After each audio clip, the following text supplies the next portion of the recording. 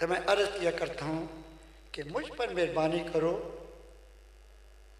मुझे मुस्लिह उम्मत न कहो और बिलखुसूस मेरे मुँह पर न कहो। अब मैं ना मुँह में मिट्टी डालने के काबिल, ना उठकर जाने के काबिल, और जो मेरी हालत होती है मैं बदतर होता हूँ।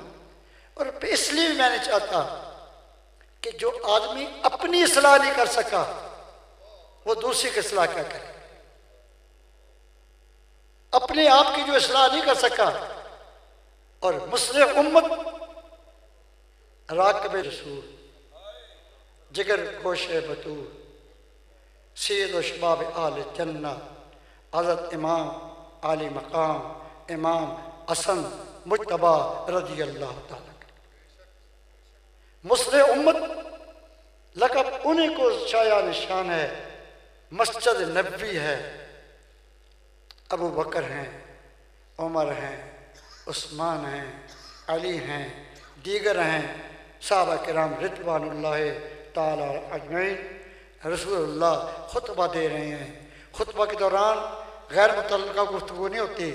आप के बच्चे थे, इमाम हसन मुज्तबा आते हैं और हुजूर अपने पास मिंबर पर बिठा लेते हैं। कभी खुतबा देते हुए अबू बकर को देखते हैं, उमर को देखते हैं, आज़ीन को देखते हैं, और कभी खुतबा देते हुए हसन मुज्तबा को देखते हैं। लोग ये समझते कि वह नवासा समझ कर रहे हैं। थे नवासा, वो भी बड़ी अजमत है, कोई इनकार नहीं, लेकिन हुजूर उनमें एक कमाल देखकर उनकी तरफ देख रहे थे जो नूर नबूवत से नजर आता। तब फरमाते हैं इन नबनी हाजा सैयदम, और मेरा ये पुत्र सरदार है।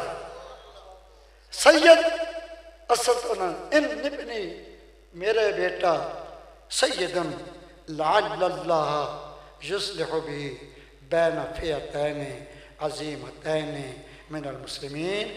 अल्लाह तबारक ताला इसकी बरकत से मुसलमानों के दो जमात में इस्लाह कर देगा। इस्लाह हज़रत हसन मुज्तबा रज़ी अल्लाह तआला की